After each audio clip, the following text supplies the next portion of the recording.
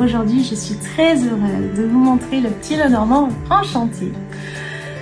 C'est un projet qui me tenait à cœur depuis très longtemps.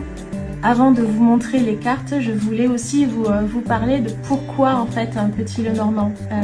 Sachez en fait que j'ai toujours été fascinée par l'univers du petit Lenormand, notamment grâce à Alexandre Mascot. Et je ne connaissais pas trop en fait les symboliques, j'osais pas en fait m'y aventurer. Vous savez un petit peu ces petites croyances et ces petits blocages qu'on peut avoir quand on a un jeu et qu'on se dit je sais pas y faire, peut-être que c'est pour d'autres personnes.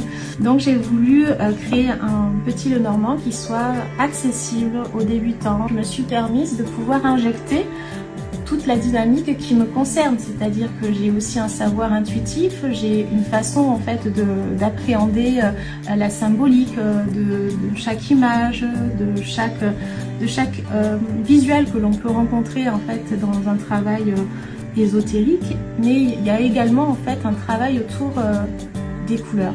Les choix de mes couleurs sont toujours ponctués d'une symbolique spirituelle, qu'elle soit en fait sur du jaune qui va évoquer un travail autour de l'analyse, une lumière, mettre en lumière quelque chose, un cheminement, que ça soit en fait un travail autour du violet, où vous connaissez sa symbolique principale, c'est le spirituel, mais pas que, un travail autour du bleu, du vert, et là en fait je vous donne déjà les clés autour de ce petit Lenormand.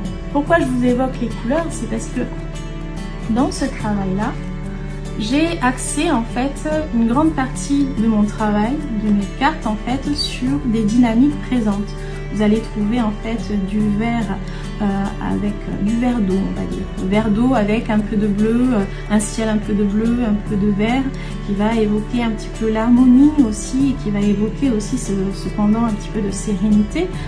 Et donc dans ces travaux que j'ai pu mener en fait autour de la couleur et des symboliques aussi des visuels du petit Lenormand, ça l'a renforcé, ça a renforcé en fait ce travail prédictif, ce travail en fait d'analyse. J'avais envie d'un travail autour des cartes qui soit poétique, qui génère aussi cette douceur, cette tendresse, cet amour.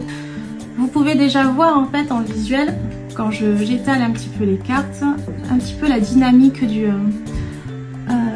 des couleurs qui ressortent en fait. Ce côté un petit peu mystérieux, on a aussi du mystère. Quand on a en fait des cartes qui s'alignent parfaitement, on a des histoires qui commencent en fait à prendre vie, à prendre forme quoi. Donc ça commence en fait à être beaucoup plus facile, beaucoup plus éclairant quand on gravite avec nos jeux.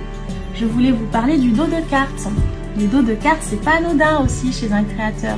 Au moins pour moi, en fait, il y a toujours cette dynamique du message. On retrouve la lune, forcément, ce côté un petit peu du symbole intemporel de la lune, pour le côté intuitif, mais juste parce que je le trouve très sensuel, la lune. Un oiseau pour le côté en fait symbole juste du messager, mais pas que en fait. Et vous retrouvez toujours ce côté des fleurs, des plantes, de la nature dans un environnement qui est toujours un petit peu le même en fait, dans le style bleu, très épuré et très magique comme ça. Quand on étale nos cartes, moi c'est une galaxie en fait qui se présente en fait, pour vous en fait. On se fait kiffer, voilà, moi je me fais kiffer.